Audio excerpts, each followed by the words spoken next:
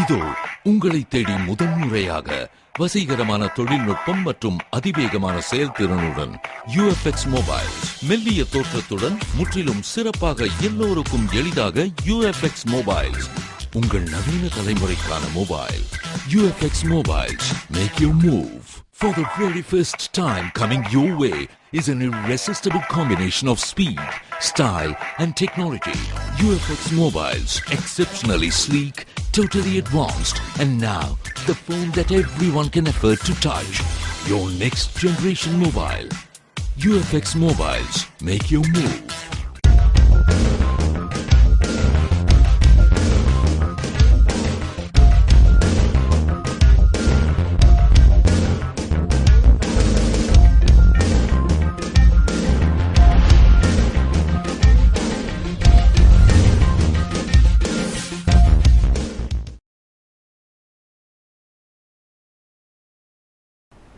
வணக்கம்.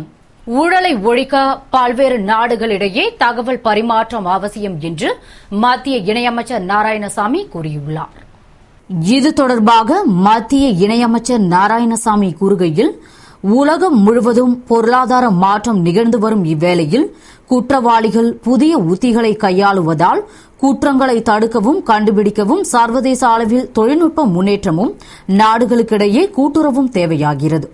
மேலும் ஊழலை ஒழிக்க பல்வேறு நாடுகளுக்கிடையே தகவல் பரிமாற்றம் அவசியம் என்றும், வறுமைக்கும் தேசியத்திற்கும் எதிரியான ஊழல் நாடுகளின் சமூக ஒருமைப்பாட்டை அழிக்க வல்லது என்ற அவர், மேலும் இந்திய அரசு ஊழலை எதிர்கொள்ள பல்வேறு நடவடிக்கைகளை எடுத்து வருவதாகவும், சர்வதேச அளவில் ஊழல் எதிர்ப்பிற்கான கூட்டுறவை வலுப்படுத்த கடந்த ஆண்டு ஜூன் மாதம் ஐக்கிய நாடுகள் ஊழல் எதிர்ப்பு சாசனத்திற்கு இந்தியா ஒப்புதல் அளித்துள்ளதாகவும், மேலும் வெளிநாட்டு சர்வதேச பொது நிறுவனங்களை சேர்ந்த அதிகாரிகள் மற்றும் வெளிநாட்டு பொது அதிகாரிகள் பெறுவதை தடுக்கும் மசோதா பாராளுமன்றத்தில் தாக்கல் செய்யப்பட்டுள்ளதாகவும், தனியார் துறையில் கையூட்டு பெறுவதை தடுக்க இந்திய குற்றவியல் சட்டத்தில் திருத்தங்கள் கொண்டுவர மத்திய அரசு மாநில அரசுகளை கலந்தாலோசித்து வருவதாகவும், மேலும் ஊழலற்ற ஆட்சி நடைபெற இந்திய அரசு லோக்பால், லோக் ஆயுக்தால், நீதித்துறையில் நடைமுறையில் பொறுப்புடைமை மசோதா மற்றும் பொது நலன் கருதி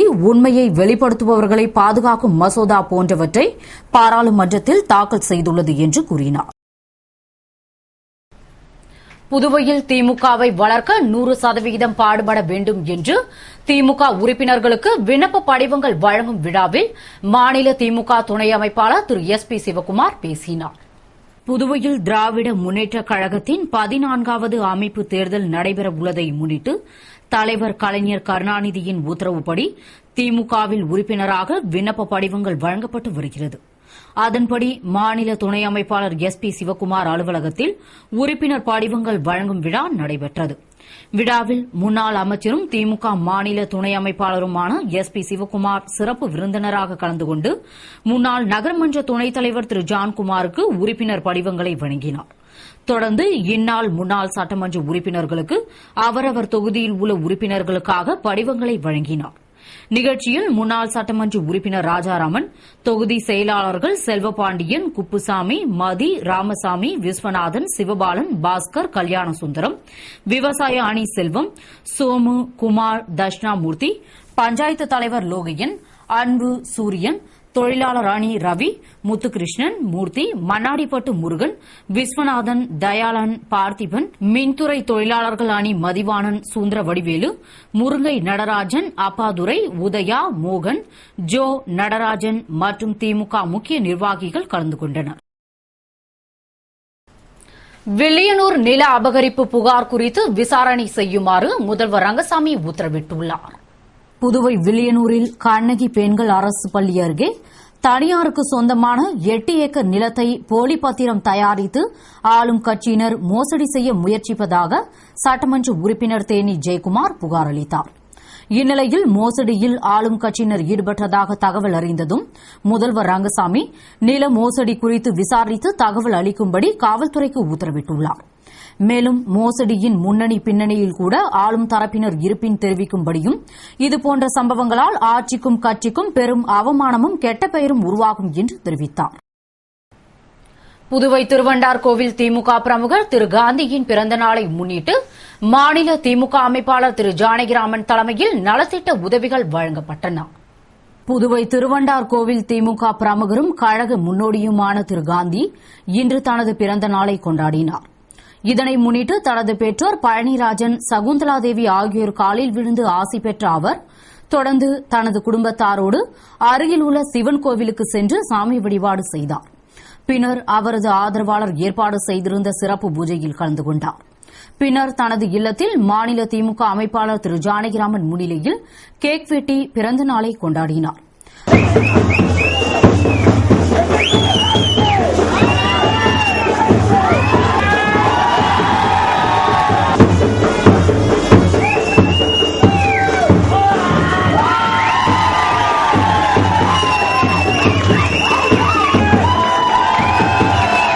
அதனைத் தொடர்ந்து 1000 பேருக்கு புடவையையும் 500 பேருக்கு போர்வையையும் திரு ஜானகிராமன் தலைமையில் வழங்கினார்.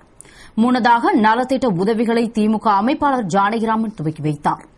அதனைத் தொடர்ந்து நடைபெற்ற விழாவில் புதுவை மாநில திமுக இளைஞரணி அமைப்பாளர் திரு சிவா கலந்து கொண்டு வாழ்த்து கூறினார்.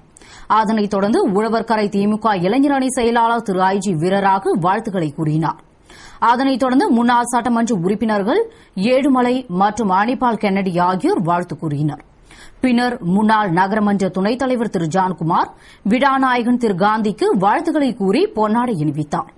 விழாவில் கண்டமங்கலம் புஷ்வராஜ் உள்பட ஏராளமான திமுக பிரமுகர்கள் திரு காந்தியின் ஆதரவாளர்கள் பலர் கலந்து கொண்டு வாழ்த்து கூறினார்கள். திரு காந்தியின் பிறந்த நாளை முன்னிட்டு தொகுதி முழுவதும் வாழ்த்து பேனர்கள் வைக்கப்பட்டிருந்தன. 2 மனங்களை திருமண பந்தத்தில் இணைத்து வைத்த வேலண்டைன் என்ற பாதிரியார் இறந்த தினத்தை காதலர்கள் காதலர் தினமாக கொண்டாடி மகிழ்ந்தனர்.